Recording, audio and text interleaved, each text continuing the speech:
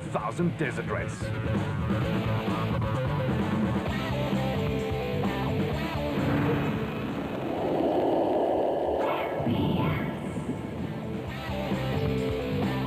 The Toyota 1000 Desert Race, the third race in the 8-leg series of the ABSA Off-Road Championship, was held in Gaborone, Botswana.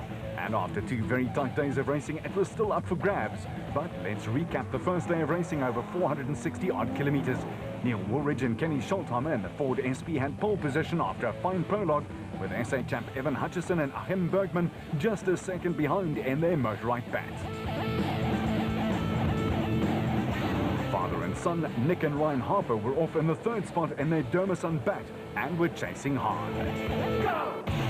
The Atlas Copco bat of Gary Berthold and Harry Costain qualified 6th, but they made a serious surge up the order, clocking the fastest time of the day. Woolridge and Scholtheimer, though, the winners of this event in 2000 and 2001, were jetting off, but disaster was waiting for them around the corner. Nardis Alberts and Colin Hunter and the Rapsa Bat Spec 2 were in 7th place off the line, but they would conversely make their way up the standings despite this little stutter. The Harpers, who both keep themselves in fine physical shape, were reaping the benefits and were raring to go at the big-name teams.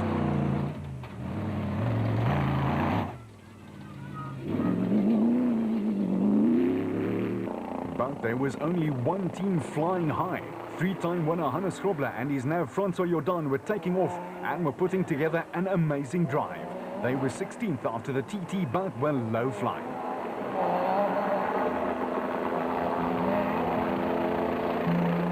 The 1990 winner of the desert race, Richard Schilling, was 8th fastest after Friday's prologue, and he too was putting daylight between himself and some of the works teams. His closest challenger in S-Class was Naheem Mosaji and his co-driver Royhun Budyana, who were 3.5 minutes in arrears. Talking classes, in Class A, 2005 champion Alfie Cox and his co-Henny Terstegen were already up and into the top 10, despite starting 12th. The Motorrad special vehicle was piling on the pressure. The Absolute Underwriting Manager's bat with Clint Gibson and Michael Brown in attendance drove in second for most of the way, an art if ever there was one. Another man who was making art, high speed as it was Castor Toyota driver Mark Cronier, the former trackman, with Chris Birkin calling the route. He was impatient, from there the blaring hooter or screamer, and he was also overtaking at a rate of knots. The second Ford SP car was piloted by Rob Gurney and Graham Steinbank, who were 11th, but they too were nailing some big names out there on day 2. In Class D, Mark Corbett and Jean Moore were flying the flag for Century's Property Developments in their Nissan Hardbody. They were up into the top 10 after starting in 18th. For the Ford crew, it was a fine showing again by Class E leader Manfred Schroeder and Ward Huxtable, who were as always super consistent. Another SP class competitor was Castrol Toyota teammates Bevan Berthold and Robin Houghton, who were 22 places to the better and 4th in class, with Fabio Tafani chasing them down. First at the designated service point, or DSP, was the Atlas Copco bat, still sounding great. How's the arm, China? While Grobler and Jordan stormed home second, having overtaken all but one car in front of them, up from 16th to 2nd.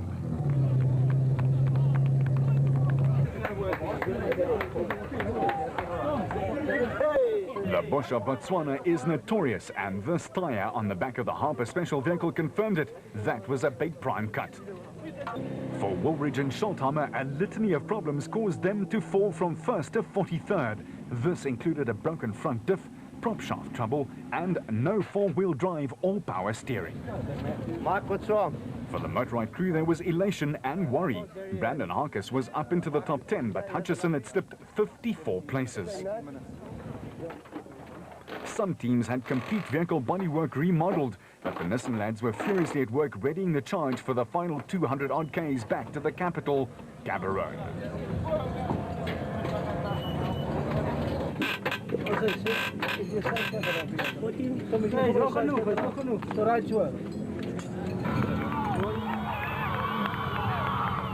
With the locals in a frenzy, the Grobler-Jordan combination did not disappoint crew or fans. They stormed into the lead shortly after DSP, and despite wrong slotting a few times, they were setting the pace, looking for win number 2 of the 2006 season.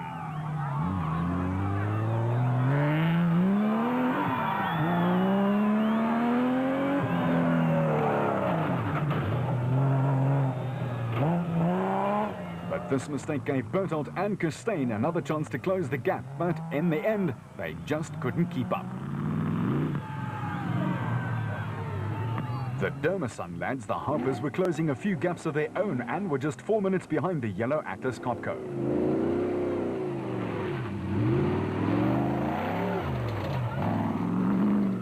Former motorbike ace Alfie Cox had surged up the field, and with Henny Terstegen in the co-pilot seat, the Motorrad twosome clinched 4th place.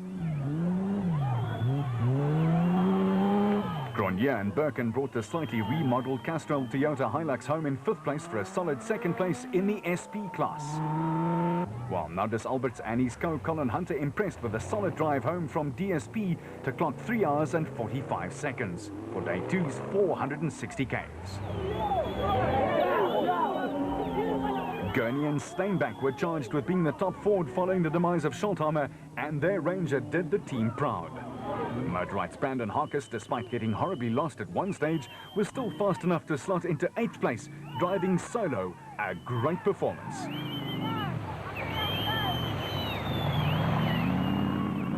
The red and white Plastotech race car in the capable hands of Schilling was good enough to take 9th, even though they made the same mistake here at the road crossing.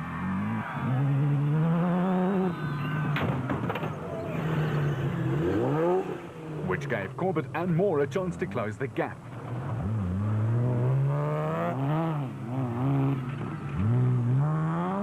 And the Weicholtz, Cliff and Louis and their Bosel Toyota Hilux took 11th, up 2 places from the prologue.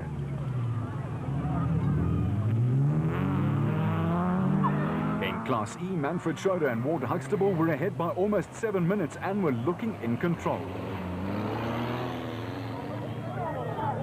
The Barkhuizens, George and Sharon, were 3rd in Class E in their Toyota Hilux, also slightly remodeled.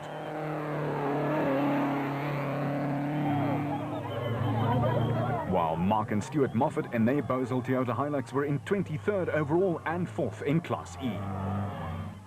Bevan Bertelt and Robin Houghton were still 4th in the SP class, but they were a whopping 39 minutes down on the lead. Go! But all the kudos went to Grobler and Jordan, who went all out on the way home to Gaborone. They were in complete control and had almost 9 minutes worth of gap over the 2nd placed car. Very, very good. It's unbelievable that we didn't have any problems with the car. The Nissan just ran faultless, and I must say the Navigator was number 1 today. So the Nissan crew looking for win number 3 in the Toyota Desert Race over 1,000 Ks, and they had a healthy lead over Bertelt and Costain. With the Harpers ready to pick up the pieces should anyone in front falter, the ABSA Off-Road Championship continues.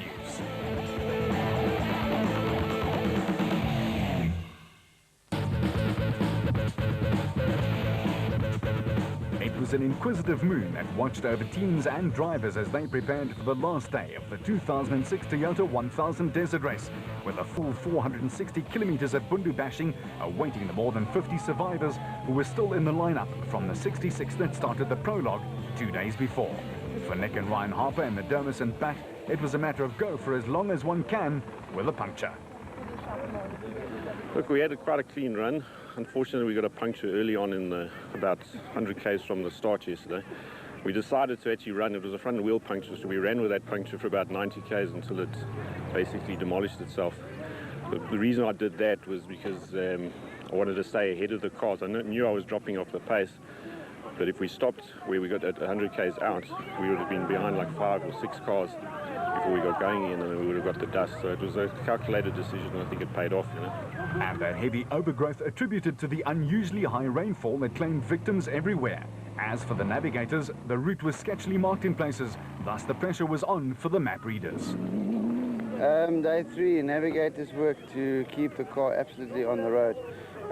Yesterday was critical. There was a lot of places where you could go lost, and to keep the car on the road saved big time. Our car is not the fastest car of all the Class D cars, but keeping on the road brought us to the position where we are today. One other factor was dust, because after heavy rains, it had been dry, an off-roader's biggest enemy. For Richard Schilling, though, it was beautifully lined up. Yeah, a few problems. We've found the power steering pump was cracked, so we've had to replace it, and we're still sorting out the fittings on it. But we'll make a plan, off-roaders, give it a go. We've got a nice starting position today, so I want to take advantage of that to obviously get a finish, get a class win, and do what we can overall. Schilling with a little help from his friends and finally on the way. For Ford's Rob Gurney in 7th place, it was a case of being completely spaced out. This is my first drive in an SP car, although I've driven the Class E in the first 2 events, which we didn't do too well in. But the difference between the space frame and this car, in the tight stuff, this just handles unbelievably, and it's magnificent. The Ford Ranger just is incredible, and it definitely just pulls a lot harder than what I'm used to, so it's awesome. Castrol Toyota's highest placed challenger, Marc Renier, was in 5th place. Well, I think today, being a 3-day event, is going to be very tough. I think the secret in this event is really to drive within your limits and to try and stay out of hiccups and keep the car nice and clean. It's not always easy. The day 3, fatigue starts becoming a factor from a driver point of view and from the car point of view. So it's not as easy as everybody thinks it is. And I think it's just really just to keep it nice and smooth. The start would be about the only place that the drivers would be able to keep it smooth, though, and Hannes Grobler and Francois Jordan in the proudly South African Nissan Navara are the epitome of smooth.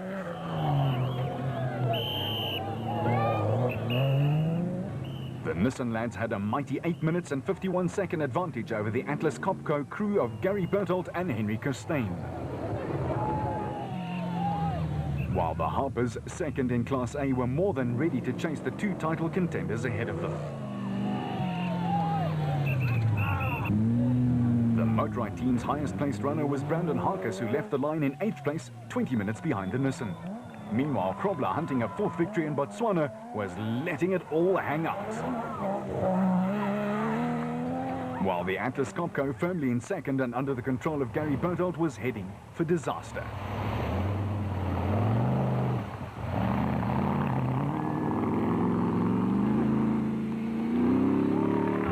At the water jump, the spectators had hopefully learned something.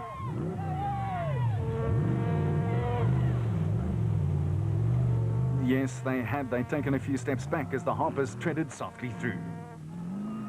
As for Marc Renier, he found out that a Botswana tree was much harder than the bodywork of his Castrol Toyota.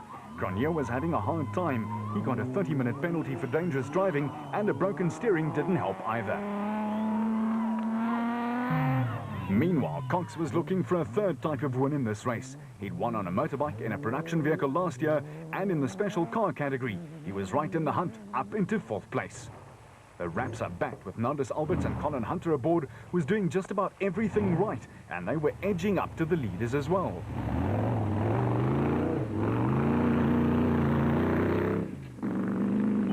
Rob Gurney, still enjoying his newfound love for the SP Ford Ranger, was still in the top 10, but they too would have some drama ahead of them. With a bulky fuel filter, for the spectators, it would be a long wash day. Yeah. Brandon Harkes, despite having trouble in the thick sand, was doing a sterling job, soloing past several of the men in the top 10.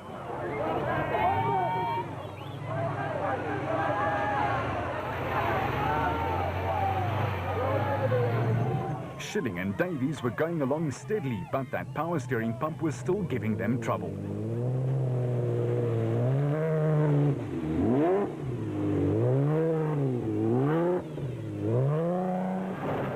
In car with Corbett and Moore, and it was clear that the African bush hampered visibility and thus foresight greatly.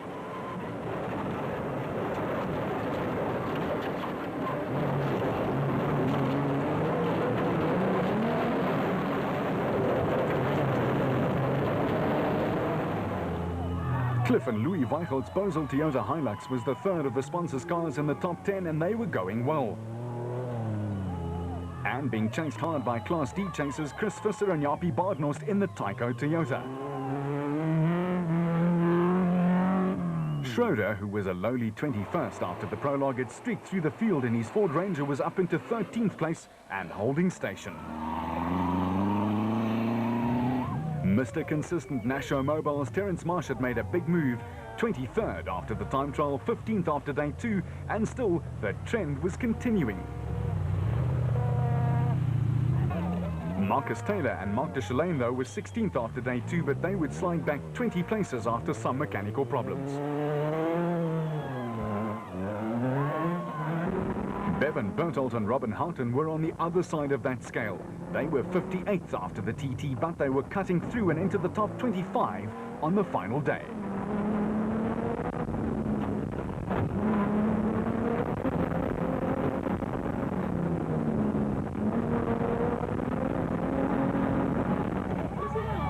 While the Bumgees in the Jimco were weighing up their options, the Barden Tyres service Nissan of Thomas Rundle and Brian Roberts came streaking through. They would finish 43rd and 5th in class. The same could not be said for the Bumgees, who almost had big trouble here.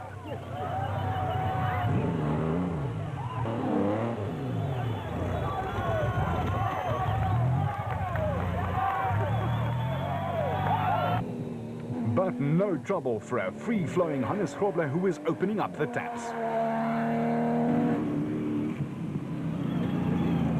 And the Atlas Copco bat with Bevan Berthold and co-driver Henry Costain was still in the running, but not for long. The Harpers were still firmly ensconced in 3rd, with Cox chasing as hard as he could get the Motorite bat to go.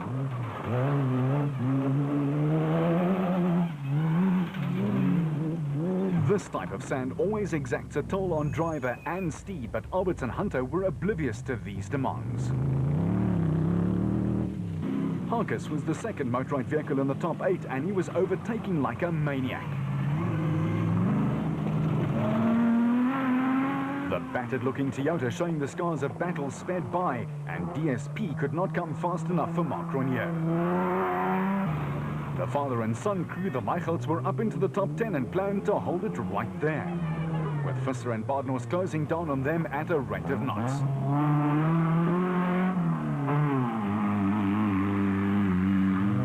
The De Brains, Hichu and Jaap were also on a mission in their Toyota Hilux, and they were up from 14th place after day 2, a fine drive.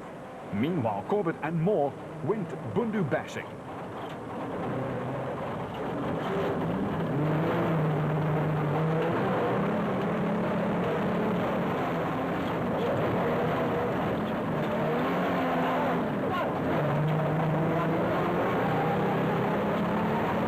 Okay, I think we finally found the right road again.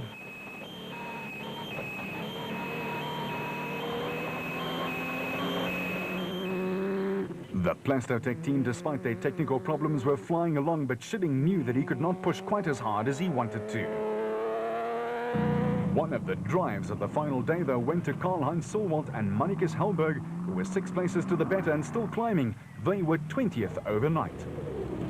In Class E, another Mr. Consistent, Manfred Schroeder in the Ford Ranger, was inching his way up the overall standings. As usual, he took few chances and reaped the fruits thereof. His teammates Woolridge and Schulthammer were coming back from the grave. After being 43rd overnight, they were steaming back to a top 25 place. Their 4x4 was certainly back and in fine working order. The locals also got their money's worth as the battle between Jannie Visser and another former SA champ Duncan Vos in the Nissan Navara raged on.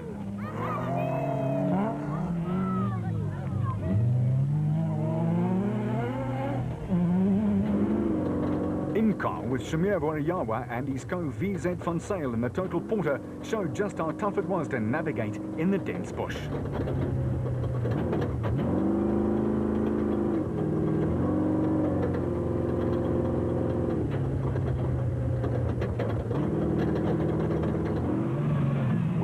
Andre Duplessis and their BB Auto Nissan hardbody making up a few places and inching their way into the top 15. The second Nashua Mobile bat with Archie Rutherford and Craig Doubtfire was also still firmly installed into the top 20, and they were a model of solid driving. Gurney and Steenbank in their Big 4 Ranger were relegated to a place outside the top 10 after being 7th overnight. And the Toyota flag was kept flying by Berthold and Houghton, who were up into 3rd in the new SP class, but they were a long way back.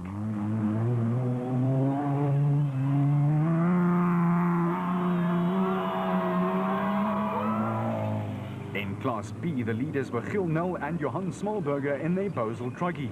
They were 31st after day 2, but were driving an inspired last day, up into the top 25 for them. In Class D, Kutsela Beskachny and Johan Gerber were 8th after being plagued by alternator belt problems early on.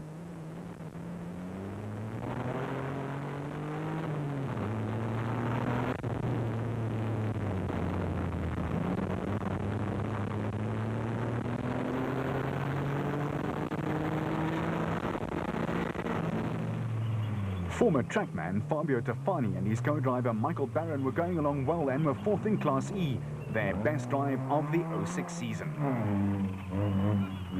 Despite ropes holding things together, Rundle and Roberts were still 5th in Class E but 43rd overall.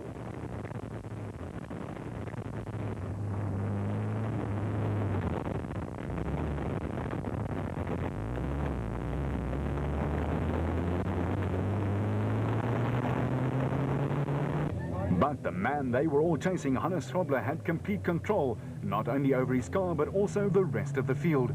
They were more than 10 minutes up at the designated service point.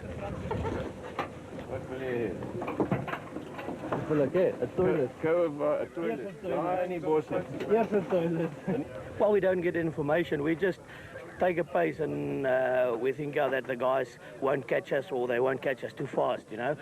The biggest problem with us is we had to stop a lot of times for cattle and for horses and goats on the road because we're the first car there. But it's fine. It looks like we've got quite a bit of a gap still on the other guys, so we're happy like that. And why should he not be? He was on his way to win number 4, his first having come 20 years ago. So far so good. We've had a very good race this morning. We're just trying to keep it together, put up a good pace, so in case we get a flat tire or something, we've got enough time to change it and trying to get the car home in a good shape, but it's going well so far.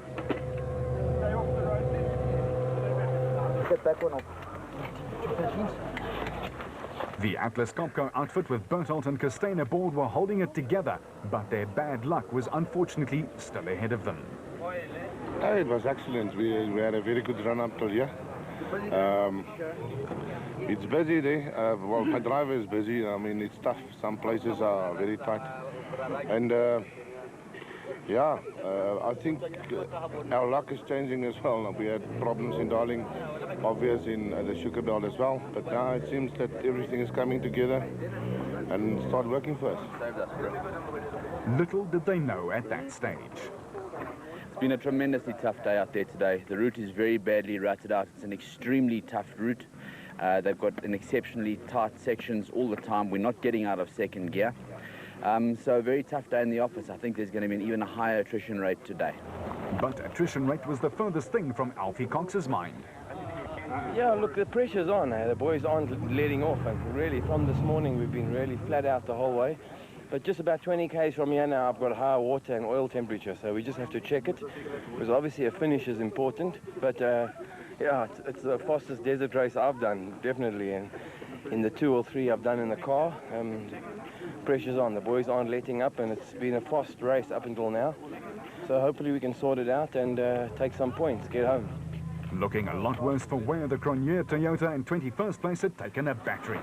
No, absolutely. This morning, early into the race, we had a bit of a mishap and hit a tree and damaged some more of the bodywork. But otherwise, the car's really going well. There's no hassles. I think it's just, again, cosmetic. And what about the route? Yeah, this part of the route is very tricky. So I'm looking forward to the next half because I think it's going to be better. For the Sunburst team, young Ryan Harper was getting a lesson in Braveheart tactics from the old man. Oh, the car's going 100%. It's just a very big race with Alfie. He doesn't give up. Like time trial pace the whole way. Normally at this stage of the game, you know, we just get in the groove and carries on, but no giving up. But we'll see how far it goes. I think it's going to go down to who gets a puncture now. So that's it. While the Harpers were suiting up to hit the last 200-odd Ks back home, Harkus was taking on much-needed fluids, and there was some serious scrambling in DSP to repair minor and major damage. For Chris Visser and his crew, it was a good morning's work.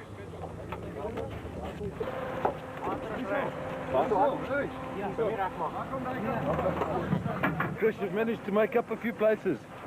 Yeah, this morning when we started, the first 100 kilometers was just dust again, and luckily we caught the guys. So one or two guys were slotted, so luckily we got in front. So it was clean roads from like 80 k's from there. Jaap de Bruin in the Castrol Toyota also had a better third day at the office. Vandaag het dit beter gegaan as gister. Ons is 'n bietjie hier in die digte bos, het een van die specials is 'n bietjie opgehou, maar verder is dit doodreg. Baie voorspoedig sover. En die route nou huis toe? Ja, wel, ons sal nou maar sien. Kyk, nou sit almal net een ding in hulle kop om dis om te wen. So jy weet hier vanaf van die, maar ek was nog nooit in enige kompetisie waarin die mense so gejaag het soos met hierdie een. Jy weet, dit is ongelooflik die spoed wat die ouens handhaaf met hierdie voertuie.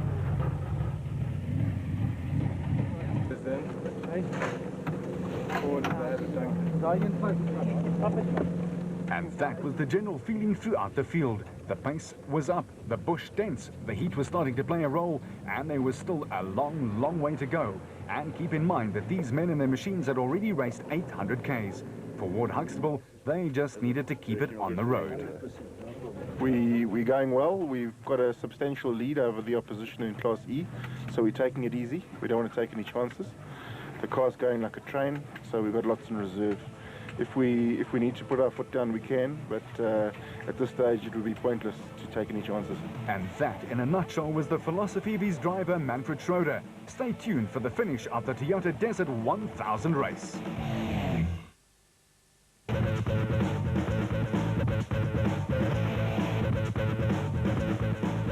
Three-time national champion Hannes Grobler, a hero in these parts of the world, was shooting for win number 4 in the exacting Toyota 1000 Desert race. And with every turn of the wheel, he and navigator Francois Jordan were getting further ahead. The Nissan squad were also chasing an unprecedented 6th consecutive national championship.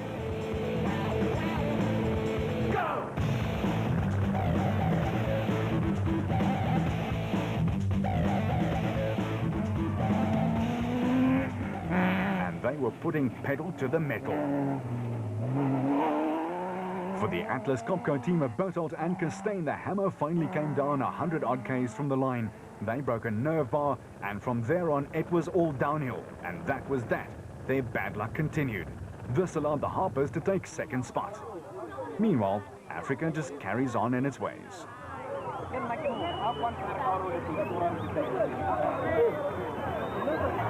And so did a great drive from Nick Harper and his son Ryan.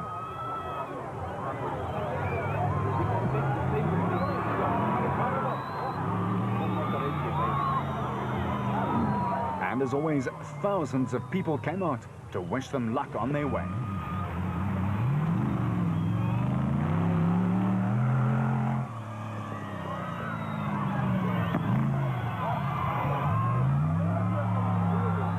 The dramatic twist at the front moved Alfie Cox and his nav Henny ter Steege to 3rd overall and 2nd in Class A. Cox was flying along.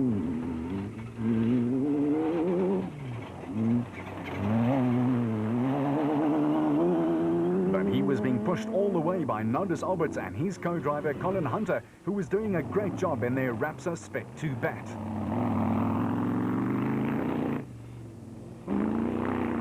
While the eye in the sky did its thing, Cox was doing his back down on Mother Earth. He was still hoping to win, so clocking a first, a production car win, a motorbike and a special vehicle win. But it would need a special effort.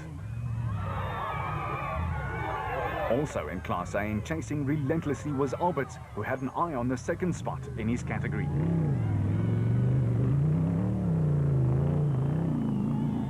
With Brandon Harkus, who won the first event of the year in Darling in the Western Cape, all on his own lonesome, giving it stick.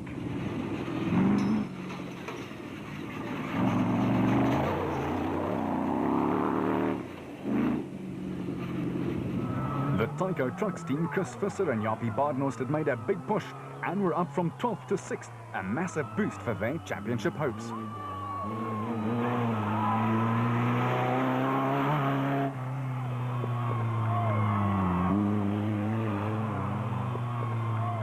Still, the pace was relentless and faster than anything the off-roaders had ever encountered in Botswana. For Hugo and Jaap de Bruin in the Castrol Toyota Hilux and in 7th place, there was a lot to play for. They were second in Class D, just 1 minute and 41 seconds behind Visser.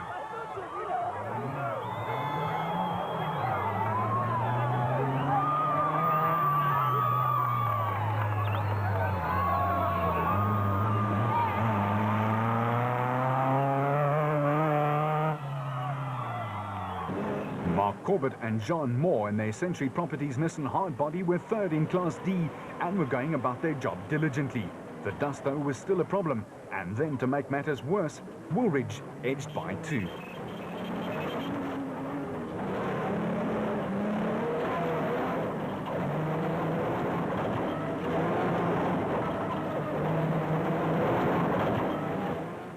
In fact, the first day leaders were on their way to clocking the fastest time of the day from DSP to the finish, and they were in a mean mood after their prop shaft problems that had beset them.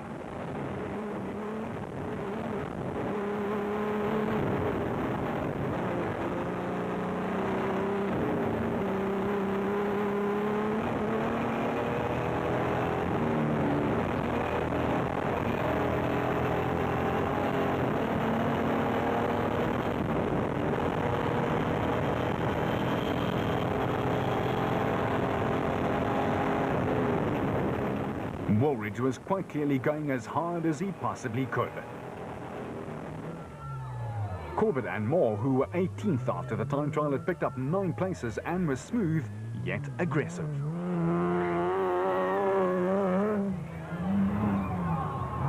The second Works Navarro was also edging its way back up. Duncan Foss and Ralph Pitchwood were up from 42nd place to 30th and still climbing.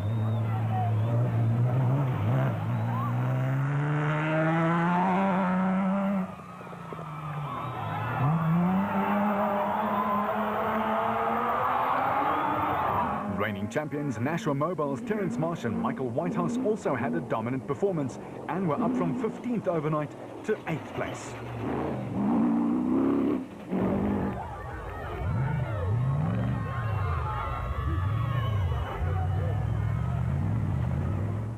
Meanwhile, Karl-Heinz Solwald was also flying up the order. He was 31st after day 1, but up 20 places to 11th and 6th in Class A. A phenomenal drive.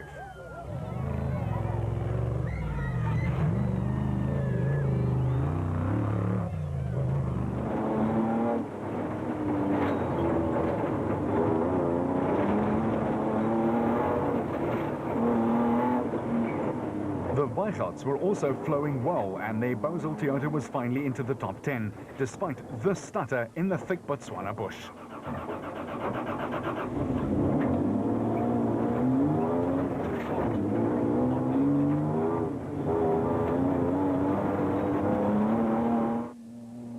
Mouth agape, the Bosel car was looking like it was gasping for breath. But the Bosel boys were in fact chasing a podium place in Class D. However, it would be a bridge too far for them. In Class E, the SA champion, the laid-back Manfred Schroeder, was on his usual search and destroy mission and was up into 13th place, a big haul from his 21st place after the prologue.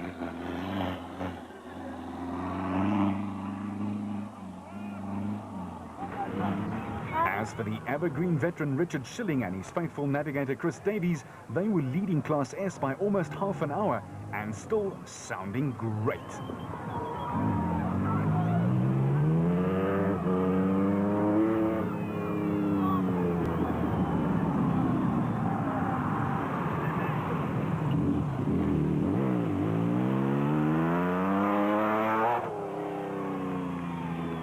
At the designated service point, another SA champion, Evan Hutchison, was having a good morning.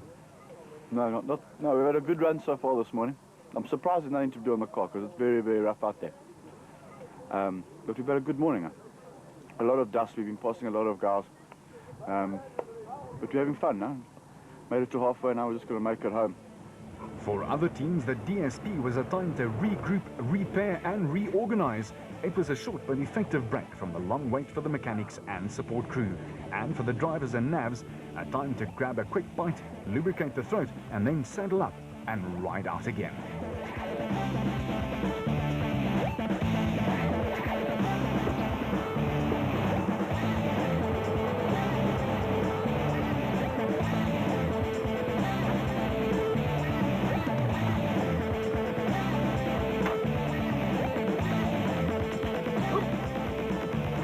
For Jan Visser and Joks Leroux in a 1999 Castrol Toyota, there was still a lot to do.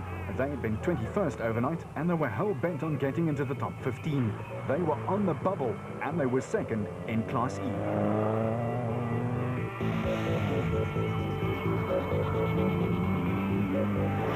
For Hutchison and Bergman, they were early problems. They bent a lower control arm, took penalty for repairing it, but their ride on the final day was solid.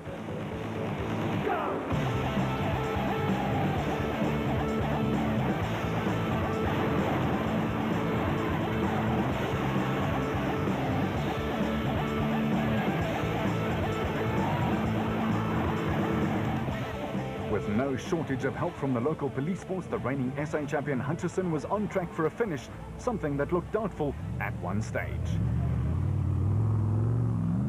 In Class D, the Duplessis were holding station in 5th. They were 14th overall.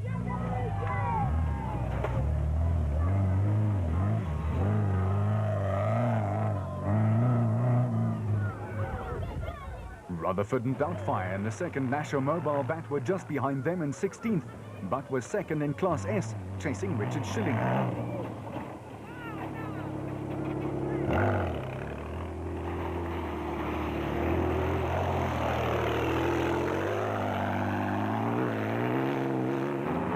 Gurney and Steinbach lost a bunch of places and were down in 17th, but they were still doing a great job and were second in the SP class.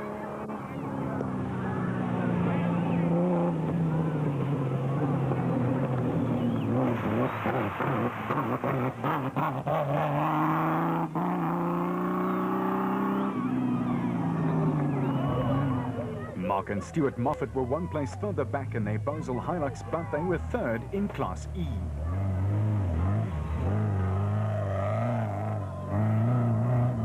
Whatever the case may have been, the old Desert 1000 adage was proving to be true yet again. The race is won or lost in the last 200 kilometers, and the way home was littered with places that could stop you in your tracks.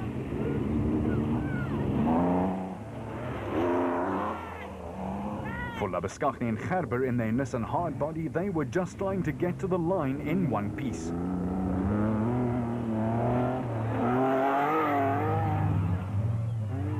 With Tafani and Barron putting together their best showing in class and overall, they were 20th and 4th in Class E. As for Bevan Berthold and Robin Houghton, they'd recovered superbly after being way off the pace in the prologue. They were 21st and 3rd in class. Nell and Smallberger were 22nd overall, but still had one heck of a dice going with the Besaid notes for the Class B honours. There was less than 7 minutes in it.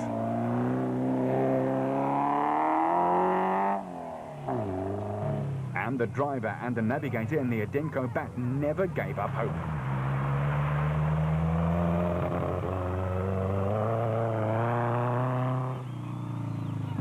Naim Musaji and Rayhun Badhana are in the same mould. They were chasing down a tired Nick Gosler and Richard Carolyn, who was second and ahead of them in Class S.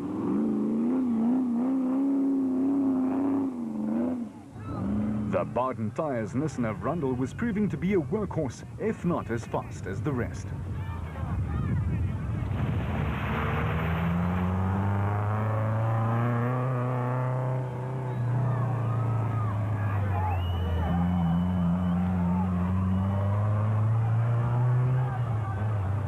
For the older Corbett, Ernest and his co-driver Warwick Goosen, they were back in 48th place after having to take a penalty for a long repair job.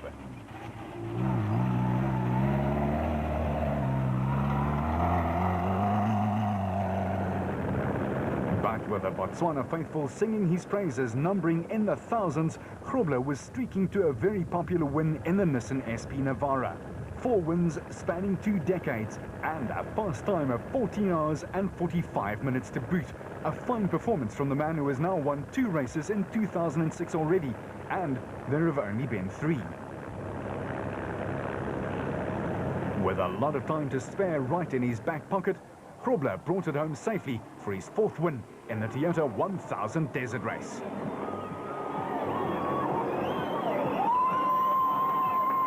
With the clerk of the course and the checkered flag waiting, it was a happy Grobler and Jordan who went across the line for a big win.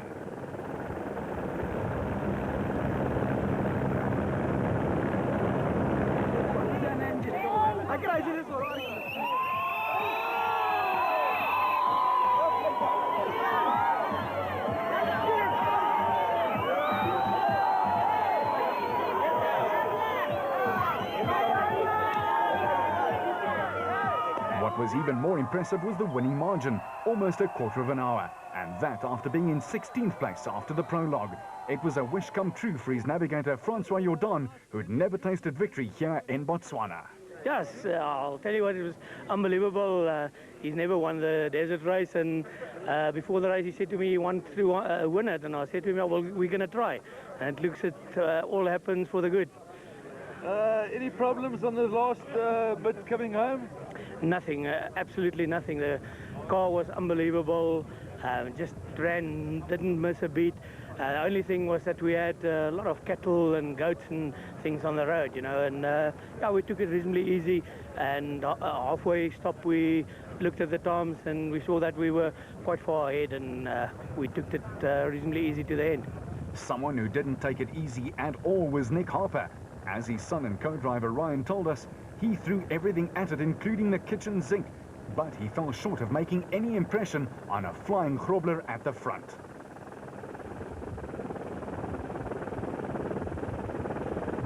Still, the father and son clinched the special vehicle category win convincingly, with more than 2 minutes to spare over a charging Alfie Cox, and it was a dream come true for the old man.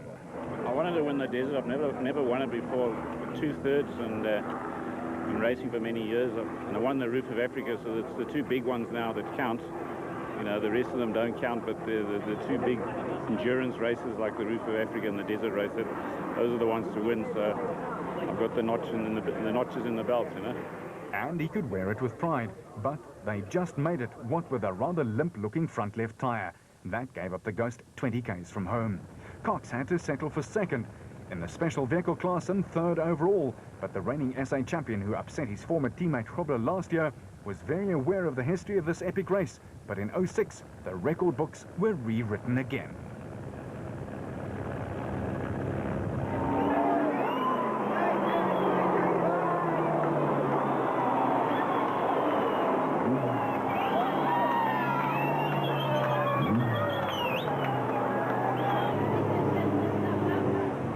Cox at the end knew to count his blessings for his 2nd place and 3rd overall.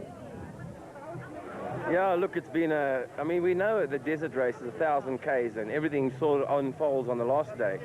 But the specials, we've been fighting from day one. I mean, Nick Harper and, I mean, shame Gary had a problem this morning, and we've just been seconds between us for 1,000 kilometers. And, you know, Nick kept the lead today. I got past him before the refuel, and then we checked. We had overheating problems, so we lost a bit of time going out of the refuel. So he got in front of us, and he held the lead all the way home. And I mean, I've really tried. I've pushed it the hard as I could, well, within limits, without having to crash the car, obviously. And but I tell you now, it's been the closest desert race I've ever seen in my life. Normally somebody breaks down and you win by 20 minutes or something like that. This has been tooth and nail the whole way, and I mean, Nick got a punch at 20 k's from home, and he kept me in the dust all the way to the finish. So it's been a fantastic desert race, and look, I'm happy. 2nd, not 1st, but I've got good points, and new car arrives for the next race in Polokwane, and I'm going to be very happy about that. Fighting talk from Alfie Cox, who moved up the points log significantly after his 2nd spot. 4th went to an ecstatic Nardus Alberts and his co-driver Colin Hunter, who were 9 minutes behind the Harpers. And spare a thought for Scholthammer and Woolridge, who had mechanical dramas like there was no tomorrow. They still took 3rd in class and 25th overall. For Duncan Voss, his Navara's bonnet took the easy way out. For Grobler, there were handshakes all round and ditto for Chris Visser and the Tyco Trucking Toyota, the highest placed sponsor's car. Today went very well, yes, unbelievably. This morning we started third in class and about 150 k's out in the route we catch the guy in front of us, and about 10 k's further we catch Mark Corbett. So then we were in front and up to now. But Higu gave me a hell of a chase today, yes, unbelievably. I want to thank you. Thank you very problems much. with the car? No, just last 70 k's it started overheating. I don't know, I'm not been sure what's going on, but luckily it made, yeah, yes. Just want to thank Toyota for everything, organisers. Yes, it was a great event. I enjoyed it thoroughly. Jaap de Bruin now thinks he can do some crystal ball gazing. Ek het jou mos vanoggend gesê die laaste been gaan 'n harde been wees en dit was toe so gewees. Maar alles het voorspoedig gegaan, ons het nie eens 'n papwiel gehad nie. En die manne wat voorgewen het, het absoluut verdien om te wen. Maar dit was vinnig en dit maak natuurlik die ding baie rof. Omdat jy dit so vinnig ry. Maar ons is baie bly is hier. For the 1990 winner Richard Schilling, the memories came flooding back. Oh, it's great to be back. It's a tough day. We've had a strange problem with the power steering. It doesn't work at low speed, which is when you need it most. But I mustn't whinge. I managed to get here and to win our class, and I must say it's still a tough event. But it's great to be here. We had a good day. Had some fun towards the end. You know, it's good for us guys who get those energies and those boosters and get another 20 k's of energy going. So, no, we've had a good time, and Chris enjoyed it too.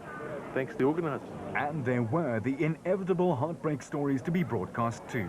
Yeah, we were very happy. You know, we kind of like threw the race away yesterday. We had a power steering problem, and that was the end for us really. We just thought today we'd really push hard and give the car a good test, which is what we did. I think we had a very good day today. Started 43rd, I think it was, sort of way down in the dust, and the dust was atrocious. So we pushed the car hard all day, and it really came out trumps. And even though they'd wrong slotted a few times, the Ford boys managed to haul themselves back into 25th place.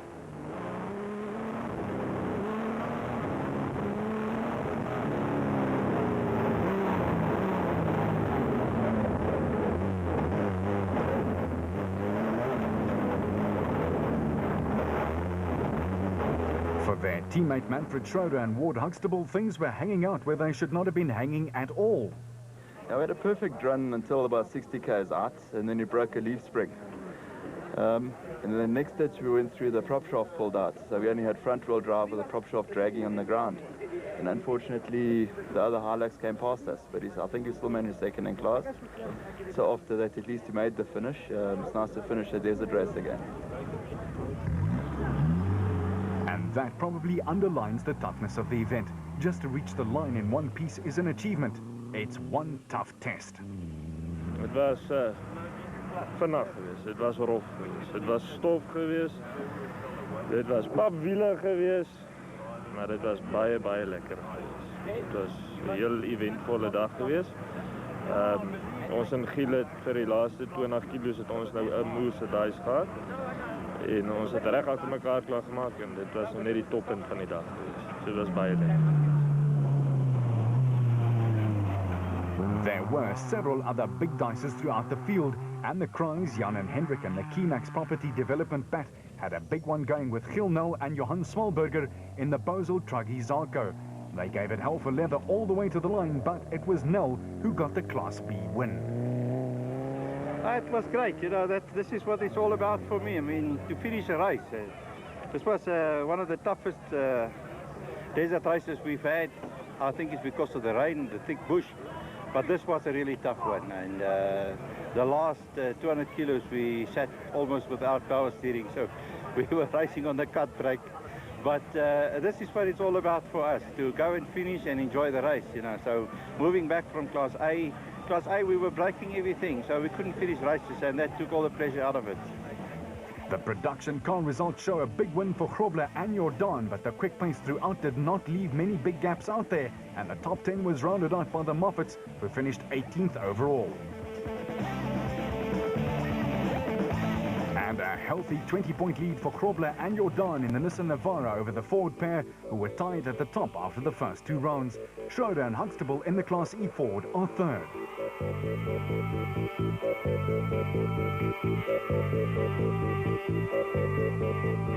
In the special vehicle class, the Harpers had a fine victory over Cox and Tersteger, with the Lone Ranger Brandon Harkes taking a well-deserved 4th spot. And after 3 rounds, Marsh and Whitehouse, who finished 8th overall and 5th in class, still lead, but their points advantage has been cut substantially. Harkes, Cox and the Harpers have all closed the gap. Until our 4th round coverage from the Ford Motorrite 400 from the Limpopo province in early August, we say, you keep it on the road, we'll keep it off-road.